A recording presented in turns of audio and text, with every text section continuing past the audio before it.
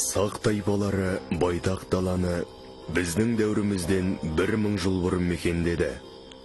Олардың қоныстары Хинган таулары мен Карпат тауларының арасына созылып жатты. Сақтар туралы бірінші дерек көне парсы жазбасы Авестада кездеседі. Онда Бактрия мен Соғдиядан, яғни қазіргі Ауған мен Тәжік аумағынан солтүстікке қарайғы жерді аттары желдей ұшқыр, тұмақтарының төбесі үшкіл адамдар мекендейтіні жазылған.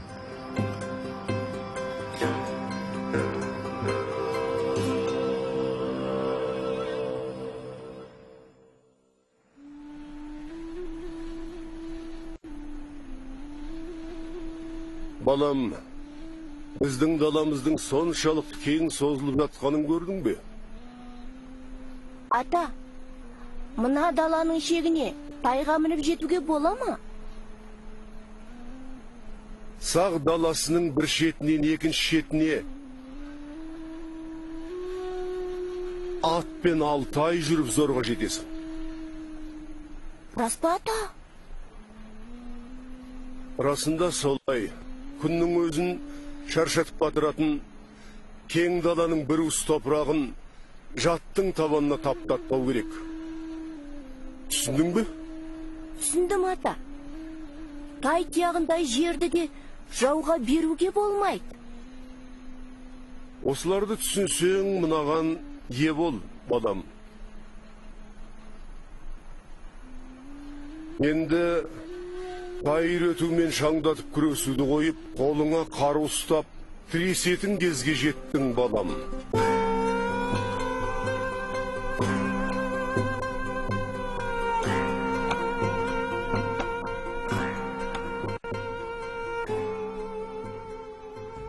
Суалайланып ағатын екі дарияның ар жағында жазық дала басталады.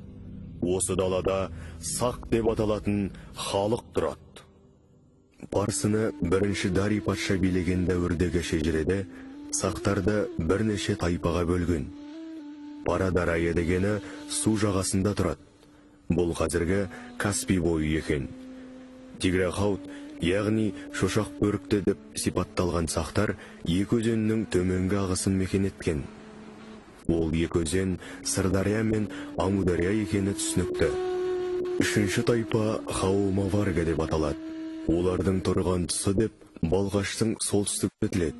Бұл қазақтың сарыарқасы, ал Хаумаварга қазіргі тілге қымыз ішушілер деп аударылады. Көне жазба бойынша төртінші тайпа Аймаспы, демек алтын өндірушілер деп аталған. Ол тайпаның мекені деп Алтай мен Тарбағатай арасы нұсқалған. Кейін археологтар тура осы аймақтан Сақ дәуірінің бірнеше алтын киімді билеушілерінің мүрдесін тапты. Алтайда қазба жұмыстарын жүргізіп, нәтижесін саралаған тарихшылар Сақтарда алтын өңдеудің жоғарғы технологиясы болғанын анықтады. Алтын игерілумен бірге Сақ бабаларымыз аң стилінің, аң бейнелерін дамыта зергерлік өнерде пайдалануы осы 8-ші ғасырмен тұспа-тұс келеді. Ол дегеніміз аңның көрген бейнелерін сол қалпында әртүрлі аң бейнелерінің асыл қасиеттерін біріктіре отырып синкретті образдар жасай білді.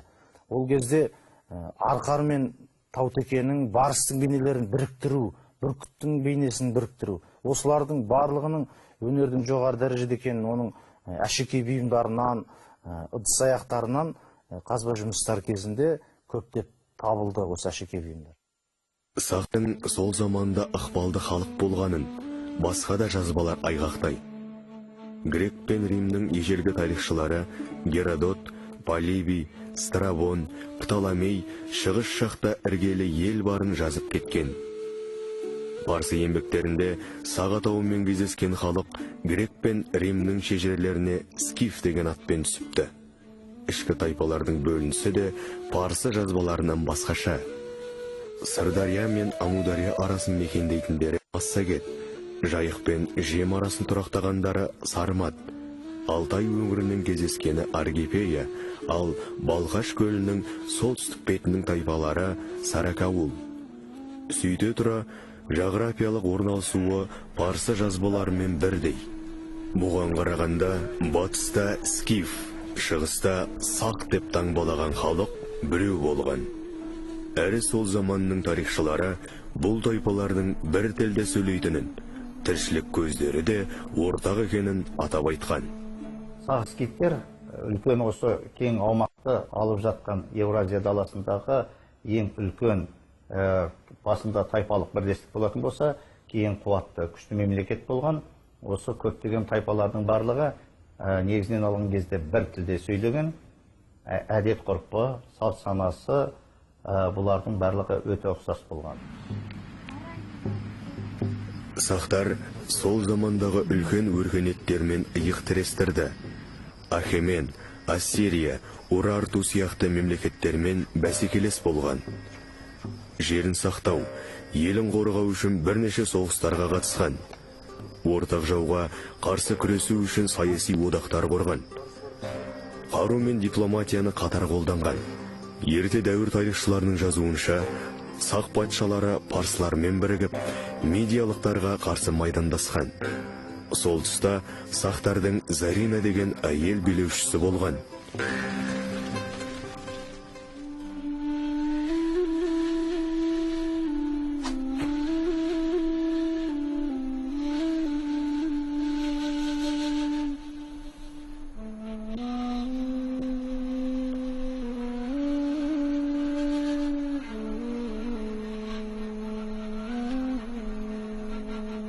Енді қайыр өтумен шаңдатып күресуді қойып, қолыңа қару ұстап, тіресетін кезге жеттің балам.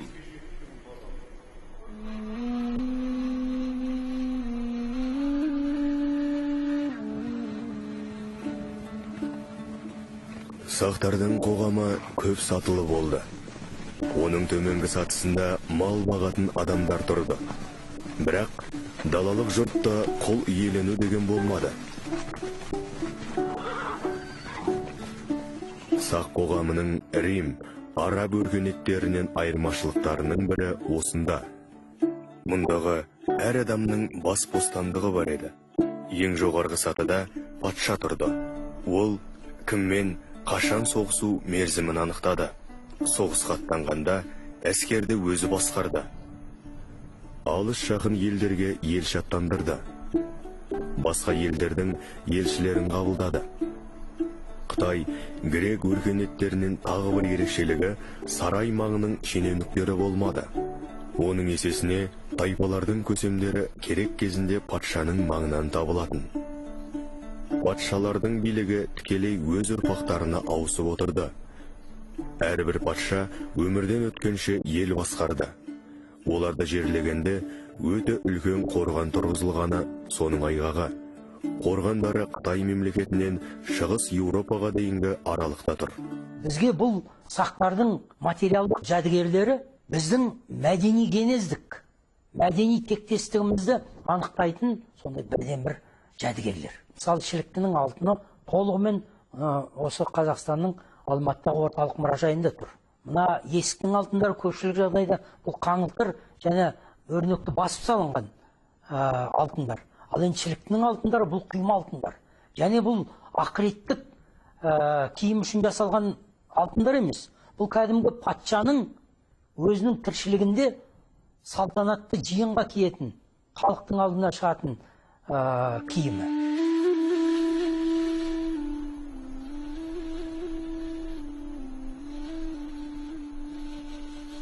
Балам, біздің жауларымыздың көп екенін естідің бе? Мына даладан бізге төнетін жау шығар ма? Неге шықпасын? Даланың әр шетінен келіп, ұлымызды, құл қыздарымызды күң еткісі келетіндер көп. Олар малымызды айдап, байлығымызды талап кеткісі келеді.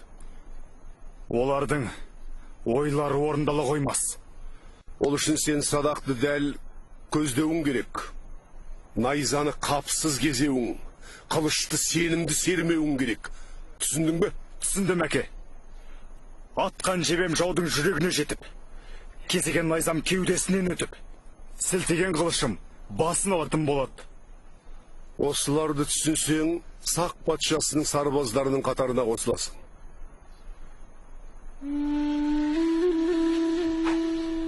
Алтай мен Атырау арасындағы сақ қорғандарынан бірнеше рет алтын киімді адамдар табылды. Оның ішінде Есік қорғанынан табылған алтын адам біздің дәуірімізге дейінгі 4 ғасырда өмір сүрген.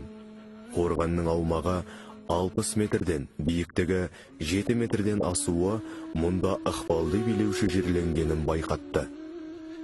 Жалпы, сақ дәуірінің діни нанымы осы жерлеу салтынан анық көрініс тапқан. Сақтар өлген адам жерленген соңда өмір сүреді деп ойлаған. Сондықтан оған қажет заттарды, ыдыстарды бірге көмген. Ер тұрманы бар аттарды да билеушіге жақын тұсқа қойған. Қазақ халқында да ұзақ жолға аттанған кезде бір ат жарау болмағандықтан екі ат алатын болған, жетекке ат алатын болған. Біреу шаршағанда біреуін ауыстырып мінеді деген сияқты. Сол сияқты бұл о дүниеде ұзақ жолға аттанып бара жатқан адам деген сияқты жетекке ат алу деген осы қазақтың салтымен байланыстыруға болады. Біздің дәуірімізге дейінгі Рим тарихшысы Квинт Курций Гуфтың жазбасынан: Тәңірі сақтың егіншілеріне соқа мен қамытты, жауынгерлеріне найза мен жебені, абыздарына табақ тәрізді сиғырлы сыйлықтарды берген. Сақтар өзгеше өнер туындыларын жасаған. Олардың зергерлері жануар бейнеленген белдіктің тоғасын, алқаны, шекелікті, тарақты, ыдыстарды қапсыз жасады. Оның үстіне бұғы, арқар, тіпті жолбарысты қос-қостан әшекейге түсірді. Симметриялық кескін сақ тайпаларында ғылымның жақсы дамығанын көрсетті.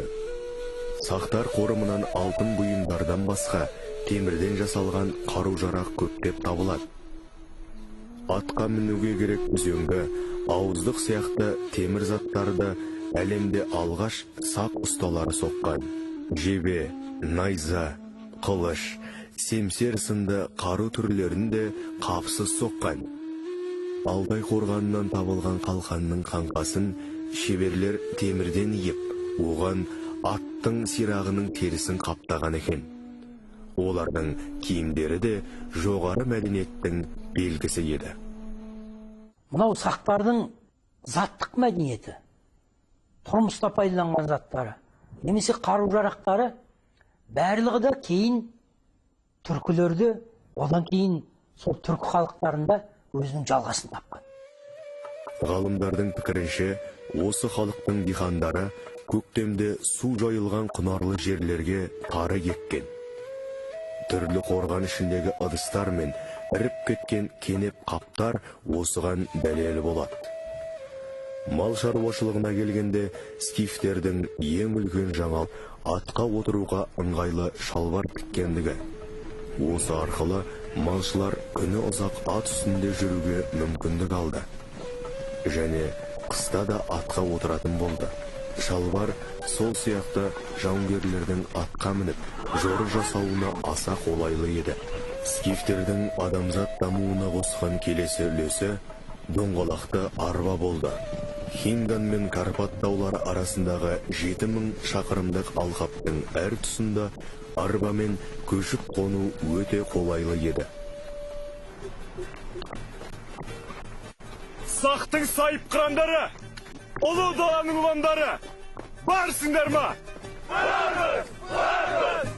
Онда анамыз күң, атамыз құл болмау үшін ата жаумен айқасқа шығамыз. Біз олармен бірнеше күн неге найза қақстырмадық? Сонша түлкі бұланға салғанымыз қалай?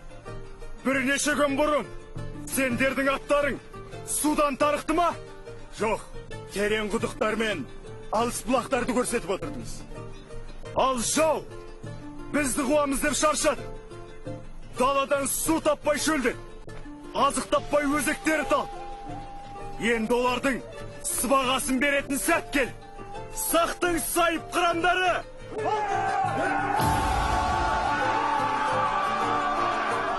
Ерте заманның тарихшысы Пальеннің жазуынша, парсыларды алдап соққан Ширақ есімді сақ батыры болыпты.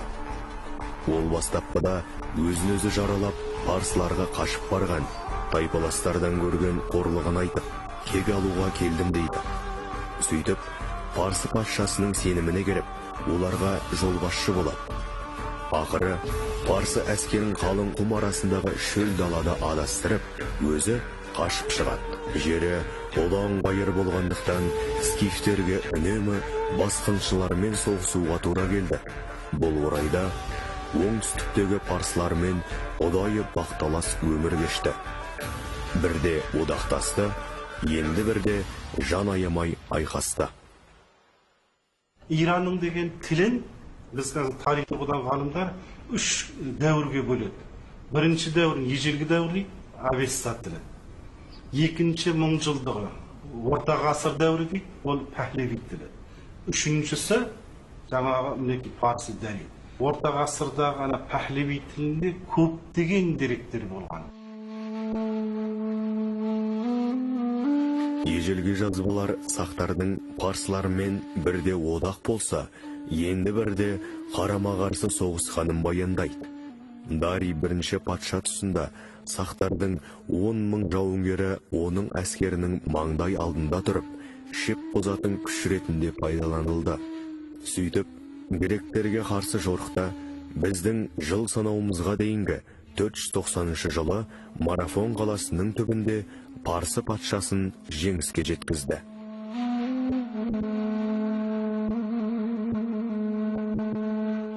Біздің дәуіріміздің 3 ғасырындағы Рим тарихшысы Марк Юниан Юстиннің жазбасынан: бұл скиф деген еңбекте қажымайтын, ұрыста берілмейтін, қамалда төтенше берік халық. Оларда жоғалтатындай ештеме жоқ. Әр жеңісте атақтан басқа ештеңе дәметкен жоқ. Сақтардан мәселен жаңағы қаруды, садақты, сосын сауыттардың мәселен үлгілерін алған. Бірақ мәселен жаңағы соғыс әдістері бәрібір екі түр болады. Себебі біз мына деректерді қарап отырсаңыз, сақтар бір жағынан мәселен шабуылшы болып көрінсе, бір жағынан Иран қорғаушысы болып көрінеді. Болаттан соғылған семсерді жер жүзінде алғаш сақ ұсталар жасады. Оның өткірлігі сондай, тек қында сақталатын еді. Осындай қындағы семсерді сақтардан парсылар сатып алды. Оны Акинак деп атады. Өзінің күшіне сенімді, кез келген ер адамның беліне семсер тағып жүру дәстүрін сақ тайпалары қалыптастырды. Кейін қазақ арасында кең тарайтын серінің сертке таққан семсеріндей және жастықша көк семсердің жүз емес пе деген өлең жолдары сақ дәуірінен басталған дәстүрдің үзілмей жалғасқанын айғақтайды. Жерлеу ескерткіштермен бірге сол өңірден сақтардың қоныстарына қазба жұмыстарын жүргізген болатынбыз. Сол кезде де кәдімгі металлургияның, темірдің, балқытудың үлкен орын алған көруге болады. Арнайы пештер табылмаса да, сол металдың қалыптары табылды. Соған қараған кезде арнайы металды балқытып, енді темірдің өзі 1540 градуста балқитын болса, сондай жоғары температураға жеткізу үшін олар тастан пеш сала отырып, көрікпен үрлеу әдісі сол кезде сол 8 ғасырлардың өзінде болғандығын көруге болады. Біздің дәуірімізге дейінгі 100 жылдықтағы аты белгісіз араб тарихшысының жазбасынан: сақтар садақты атпен шауып келе жатып алға да, артқа да, оңға да, солға да, жоғары да, төмен де ата береді. Араб халиттер бір оқты садағына салғанша, олар 10 оқты атып үлгереді.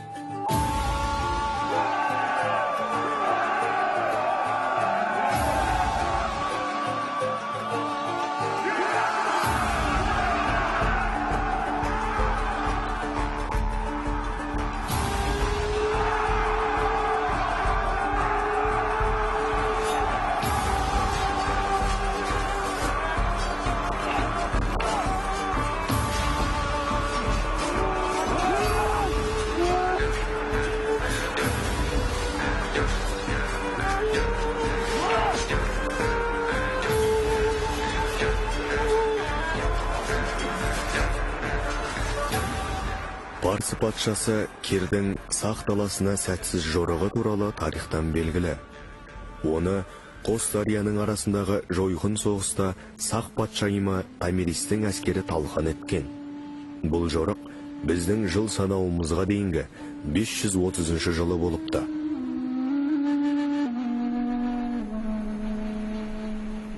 Мына сүйреп келгендерің кім? Парсылардың қаншама жыл біздің жерімізді жаулауды, елімізді талқандауды ойлап жүрген патшасы. Әлгі Кир деген осы ма? Иә, құдіретті патшайым, сізді бұрымыңыздан сүйремек болған. Еліміздің қазынасын төгіп шашамын деген, отырған тағыңызды тартып алам деген Кирді алдыңызға алып келдік. Ол айтқандарының бәрі далада қалды. Жалғыз тілегі орындалсын. Бұл Кир патша өмір бойы қанға тоймай келіп еді. Енді армансыз бір тойсын. Басын кесіп қан толы меске батырыңдар.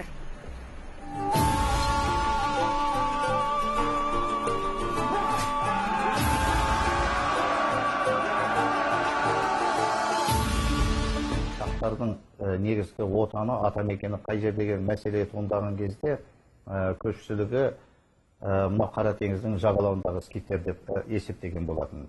Қара теңіздің жағалауындағы скиттерді қорғандарынан табылған заттарға қараған кезде, осы Аржан қорғандарынан табылған заттар әлдеқайда көне екендігі. Ал бұл ойымызды 2003 жылы Шығыс Қазақстан облысы Шілікті даласындағы үшінші алтын адам деп қазір айтылып жүр. Бәйгетөбе қорғанынан табылған заттар осы ойымызды одан әрі нақтылай түскендей. Сақ тайпаларының қару, соғыс өнері зерттелді. Ыдыс, көлік, киім мәдениеті белгілі болды.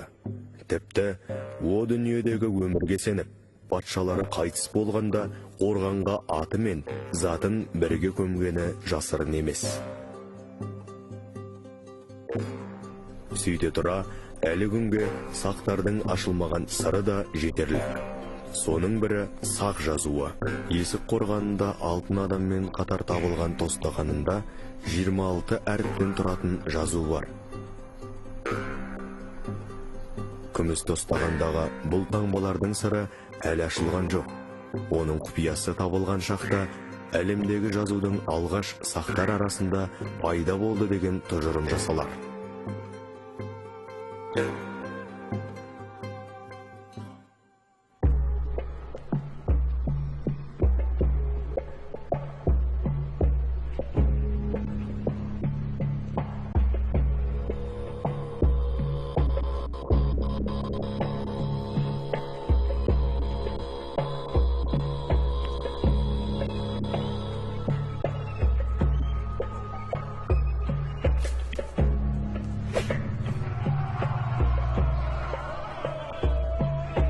Кезінде алтын жоңған халықтың мұралары жыл сайын табылып жатыр.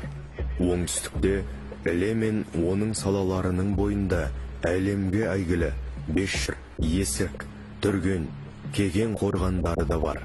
Сырдария мен Шу бойында Үйғарақ, Түгескен, Іңкәрдария, Бабата қорғандары мен мұндалайды.